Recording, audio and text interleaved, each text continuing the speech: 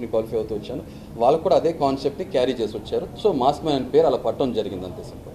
నేను రెండే పేరు హృదయమానో హరిత హరీష్. ప్లీజ్. ఇప్పుడు మీరు ఎవరైతే మాస్క్ మ్యాన్ అనే వర్డ్ని మీరు నిలబెట్టుకున్నారు, చివరి దాకా ఉండి టైటిల్ రేస్ దాకా వెళ్ళలేదు కదా, త్వరగా బయటకు వచ్చారు, దాన్ని నిలబెట్టుకోలేకపోయారు కదా, దాన్ని ఎలా ఫీల్ అవుతున్నాను? అదే చెప్తున్నారు కదా, మాస్క్ మ్యాన్గా మీకు పరిచయం అవ్వడం జరిగింది. ఆ మాస్క్ నా ఫేస్ వరకు వేసాను, తర్వాత మాస్క్ తీసాను. మీరందరూ చూసారు కదా, బిగ్గెస్ట్ ఛాలెంజ్ అగ్ని పరీక్షలో మాస్క్ తీయడం నా బిగ్గెస్ట్ ఛాలెంజ్. జనాన్ని ఫేస్ చేయడం, అంత కెమెరాస్ని జనం నుంచి దూరంగా ఉన్నాను కదా, దాంతో అయిపోయింది అక్కడ mask concept. But mask man అనేది ఆటోమేటిక్గా ఏంటంటే ఆ షో ఫార్మాట్ ప్రకారం ఆ కాన్సెప్ట్ రన్ అవుతుంది. సో లక్కీగా అదే పేరు, కొత్త పేరు నాకు నామకరణం జరిగింది. షోలోకి వెళ్ళాను. నిలబెట్టుకుంటూ ఉన్నట్టే షోలోకి వెళ్ళిన తర్వాత నాకు ఎవరు మాస్క్ వేసుకుని ఉన్నారు, ఎవరు సేఫ్ ఆడుతున్నారు, ఎవరు ఫేక్ ఆడుతున్నారు అనేది నాకు ఒక క్లియర్ పిక్చర్ ఉంటుంది, క్లారిటీ. అంటే కొంతమందికి కొన్ని క్వాలిటీస్ ఉంటాయి. ఓకే, నాకు ఆ సైకాలజీ ఏదైతే ఉందో ఆ నాలెడ్జ్ ఉంది కాబట్టి కొన్ని ఇయర్స్ ఆఫ్ ఎక్స్పీరియన్స్. ఓకే, వీళ్ళు ఇలా ఉంటున్నారు, వీళ్ళు ఇలా ఉంటున్నారు, ఏమో మరి అది నా వరమా లేకపోతే నాకు శాపమో తెలియదు. కాబట్టి నాకు కొన్ని విషయాలు కొంతమంది గ్రహించలేని చాలా క్లీన్గా అబ్జర్వ్ చేస్తా, నాకు కనపడ్డాయి. సో మాస్క్ వేసుకుని ఎవరున్నారు అనేది నాకు క్లారిటీ ఉంది. అది వన్ బై వన్ మీరు క్వశ్చన్స్ అడిగితే నేను ఆన్సర్ చెప్తాను. ఓకే, నేనైతే మాస్క్ ఫేస్కి వేసాను, క్లారిటీ నేను నా క్యారెక్టర్కి వేసుకోలేదు, అది మీరు చూసే ఉన్నారు.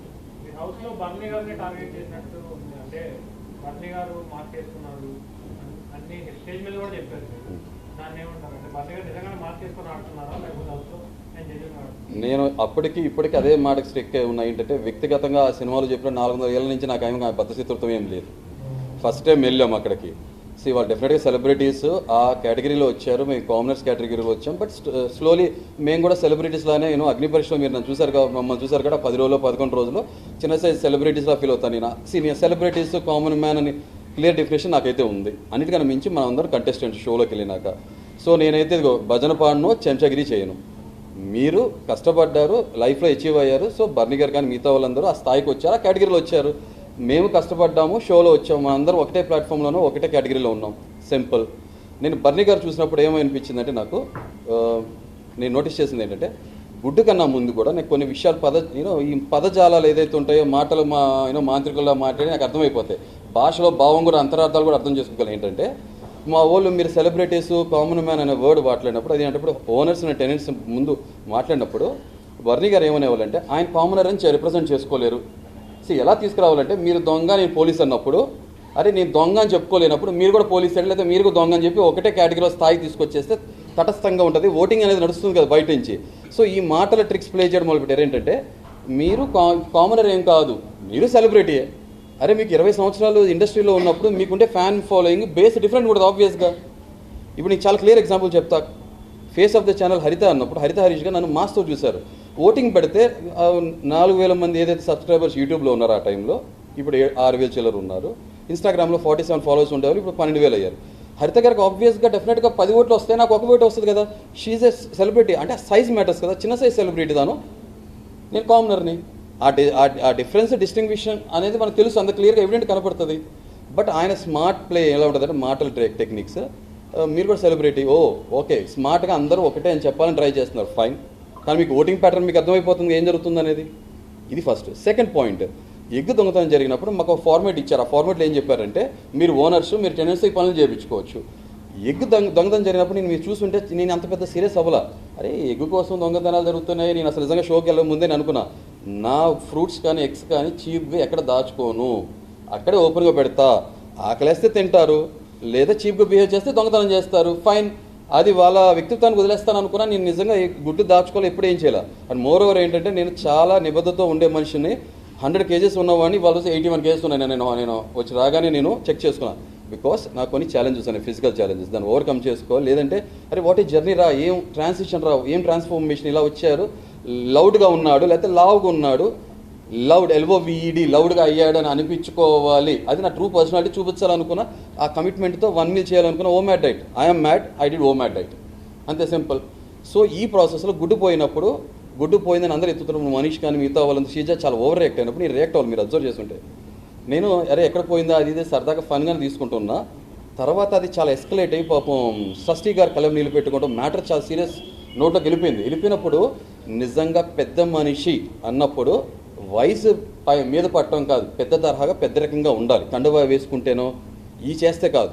ఆ ప్లేస్లో నేనుంటే ఒకటే చెప్పేవాడిని, లేదండి అంత సీరియస్ అవ్వకండి, సంజన గారు తీసుకున్నారు, మాకు తెలుసు, ప్లీజ్ ఈ మ్యాటర్ ఎస్కలేట్ చేయకండి, కావాలంటే రేపొద్దున మేము ఓనర్స్ అయినప్పుడు ఒక గుడ్ ఇచ్చేస్తాం. పాపం లేదంటే ఆమె 5 months బేబీ ఉంది కాబట్టి ఆకలి సీన్ ఉంటుంది, దాన్ని పెద్ద దీన్ని ఇష్యూ చేయగానే చెప్పాలి. ఇది పెద్ద తరహా పెద్దరికం, స్ట్రైట్ ఫార్వర్డ్ జెన్యున్గా ఉంటే, ముసుకేం లేకపోతే. ఆయన అది ఏం చెప్పకుండా ఇష్యూ చాలా పెద్దది అయిపోయింది. సంజన గారు బాత్రూమ్ దగ్గరికి వెళ్ళారు. అంతకుముందు కూడా ఒక విషయంలో సంజన గారు నా మాటలకు విని ఫ్లోరాతో జరిగిన ఇన్సిడెంట్, బాత్రూంలో జరిగిన దానికి కొన్నిసార్లు ఏంటంటే మనం ప్రతి చోట అంటాం సరే సామధాన భేద దండోపాయాలు వాడాలి కాబట్టి సామరస్యంగా సంజన గారిని హ్యాండిల్ చేస్తే ఆమె ఒప్పుకుంది, కామ్ డౌన్ అయిపోయింది. అప్పుడు 13-14 మంది ఒకరి మీద వెళ్ళిపోతే అది రాంగ్ వెళ్తుంది కదా, ఒక లేడీని ఇలా సర్కిల్ అప్ చేశారని. సాఫ్ట్గా కొన్ని చోట్ల అంటే గొడ్డలు వాడాలి, కొన్ని చోట్ల గోడుతో కొట్టేయాలి, గోడుతో తీస్తే అయిపోయింది. అదే టెక్నిక్ సంజన గారి దగ్గర. సంజన గారు ఎమోషనల్గా కూడా మనం ఆన్సర్స్ తెచ్చుకోవచ్చు. ఎవరికి ఆన్సర్ చెప్పట్లేదు సంజన గారు, అది నా ఎగ్, నిజంగానే 2 eggs ఉడకపెట్టడం జరిగింది, దాంట్లో ఒక ఎగ్, మొత్తం 4 గుడ్లు. నా గుడ్డు మీరు తింటే తిన్నారు, పోన్లే నేను ఆ పూట పస్తుంటానని చెప్పి ఊనే ఎమోషనల్గా ఒక వర్డ్ ప్లే చేస్తే ఆమె నవ్వినప్పుడు కొన్నిసార్లు మౌనం అర్థంకేకరం, ఆ నవ్వు నాకు అర్థమైపోయింది. దాన్ని సీరియస్ తీసుకోవాలి. కానీ తర్వాత బాత్రూంలో నుంచి వచ్చి హరీష్ గారు గుడ్డు తిన్నాను, ఆయనకు ప్రాబ్లం లేదన్నప్పుడు బర్నీ గారు ఏం చేయాలి?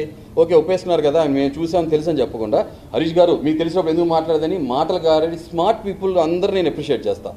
ఓవర్ స్మార్ట్ అంటే తెలివితేటలు ఓకే, చావు తెలియదు నాకు వర్కౌట్ కాదు. అర్థమైంది. ఈ తెలివితేటలు చూపించిన ఆటోమేటిక్గా నేను అన్నాను చూసారా, మీరేమన్నారంటే రేలంగ మావే కనబడుతున్నారు, రేలంగ మావే అనుకున్న సెకండ్ మావ కనబడుతున్నారు నాకు అక్కడ. ఆ ఒక్కటే కాదు, ఇంకో ఉదాహరణ కూడా చెప్తాను మీకు వచ్చింది కాంటెక్స్ట్. దాన్ని ఆయన మాటలు గారే ట్రిక్. అదే టైంలో టీ అనే ఒక చిన్నది విషయం జరిగింది. మనీష్ రాముకి టీ అనే కాన్ఫ్లిక్ట్ జరిగితే టీని గుడ్డుని కలిపేస్తున్నారు, మాటలు కన్ఫ్యూజ్ చేస్తున్నారు. నాకు చాలా క్లారిటీ ఉంది, బర్నీ గారు టీ కాన్సెప్ట్ కాదు, ఇది టీ ఇష్యూ కాదు, అది క్లియర్ అయిపోయింది. Let's forget about that. గుడ్డు గురించి మాట్లాడుతున్నారు, ఒక పక్కన షష్ఠీ కలం నీళ్ళు పెట్టుకున్నారు, అందరూ పెద్ద పెద్ద గొడవ. కానీ మీరు దాన్ని ఎందుకు క్లబ్ చేస్తున్నారు అన్నప్పుడు తర్వాత నేను అప్పుడు మీరు చూస్తుంటారు స్మార్ట్ ఓవర్ స్మార్ట్స్లో చూపించదని ఫేస్ టు ఫేస్ వెళ్ళాం. ఆయనకి గట్టిగా వస్తే మన డిస్బోల్స్ కూడా గట్టిగానే ఉంటాయి కదా. నేను అప్పుడు కూడా అన్నా, if you shout I will roar.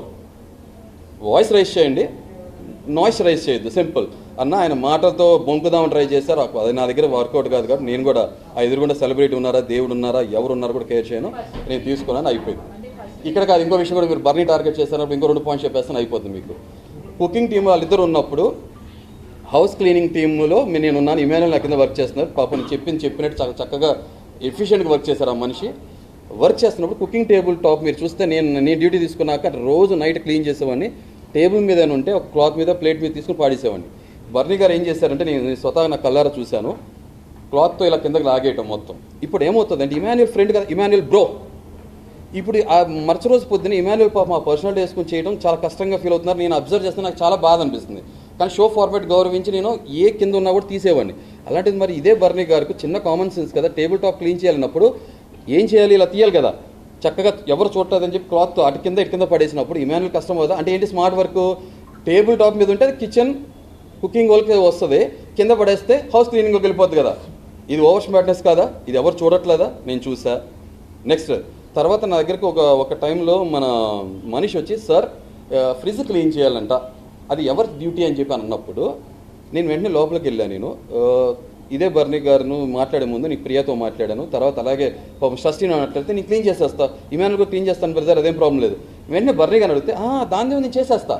మరి చేసే మనిషి ఇలా ఎందుకు చేయడం, తనంతా తను సైలెంట్ చేసేయచ్చు కదా. అంటే ఒక చిన్న రప్చర్ క్రియేట్ చేయాలి, మాట రావాలి, కొట్టుకోవాలి, తర్వాత నేనేదో మంచివాడిని నేను చేస్తా, అది ముందే చెప్తే అయిపోద్దిగా. ఇలాంటివన్నీ నేను చాలా నోటీస్ చేశాను. అర్థమైందా? ఫేక్ మాస్క్ ముసుకేసుకుని ఉండేవాళ్ళు నాకు క్లియర్గా అర్థమైపోతారు. మీరు కూడా చూస్తుంటే ఇన్ని ఎపిసోడ్స్ చూసుంటారు కదా, ఆయనలో ఒక సైడ్ మీరు చూశారు కదా, అది ఎందుకు మిగతా దగ్గర క్యారీ అవ్వాల? వాటర్ వేసుకుంటారు, ముద్దులు పెడతాం, తర్వాత గుద్దులు గుద్దటం. ఇది నా సబ్జెక్ట్ కాదు, నా కాన్సెప్ట్ కాదు, వెరీ క్లియర్గా చెప్తున్నా. అది సారీ ప్రాసెస్ వచ్చేసింది, నవ్వు వచ్చింది మీకు, థ్యాంక్ యూ. సో ఇది బర్నీ గారు, అంతే తప్ప వ్యక్తిగతంగా ఆయన మీద కోపం లేదు, నాకు కక్ష లేదు. నాకు అనిపించింది, నేను అదే అన్నా కదా, if I'm wrong prove it అన్నా. ఎన్ని రోజులు క్యారీ చేస్తారు అది? ఇంకో టాస్క్లో కూడా స్టార్ తీసుకొచ్చే టాస్క్లో మీరు చూసారు, తనుజన్ ఆయన వెళ్ళారు, నేను ఫ్లోరా వెళ్ళాము. నేను ఫ్లోరా గారు పైన కొట్టలేదు, మిస్ అయిపోయిందనే విషయం నాకు తెలియదు. నేను స్టార్ తీసుకున్న తర్వాత మిస్ అయినవి లేవని తెలిసిందాక నేను ఫౌల్ అని యాక్సెప్ట్ చేశా. నేను పట్టుకున్నాక ఏడెక్కాలని చెప్పి నేను వితండవాదం చెయ్యను. కానీ ఆయన తనుజ గారు అరే మేము 2 తీసుకున్నాం అంటే మీరు బిగ్ ఫౌల్ చేశారా, అయినా సరే మేము విన్నర్ చేయమని అంటున్నారు. అక్కడ మీకు అర్థమైపోతుంది ఆయన ఎక్స్ప్రెషన్ చూసారా. బాడీ లాంగ్వేజ్, ఆ ఫేషియల్ ఎక్స్ప్రెషన్ చూస్తే మనకు అర్థమైపోతుంది. సో బర్నీ గారు రియల్ సైడ్ మనం చూడలేదు, చూపించలేదు, ఆయన అంత సింపుల్. నేను చూసాను అంతే, దట్స్ నెక్స్ట్ క్వశ్చన్. సో బర్నీ గారి టార్గెట్ ఏం కాదు, నా రేడార్ జోన్లో ఆయన కనపడిపోయారు, దొరికిపోయారు, అంతే. దొరకనంతసేపు దొరికితే దొంగ.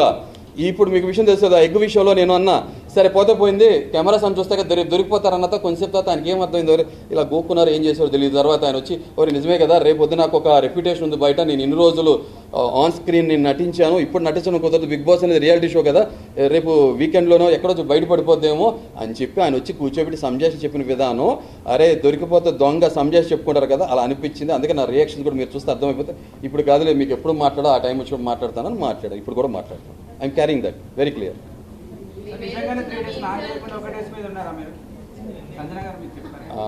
అంటే ఇప్పుడు నేను సర్కస్ చెప్పాలని మీరు నా బాత్రూంలో కెమెరా ఉంటే తెలిసిపోయేది మీకు సమాధానం, కానీ అలా చెప్పలేను కాబట్టి. బట్ ఒకటి చెప్తాను ఏంటంటే, నాకు నిజంగానే బట్టలు రాలేదు, రానప్పుడు నేను 2.5 days లేదా సంజన గారు 4 days అన్నారు, వెదర్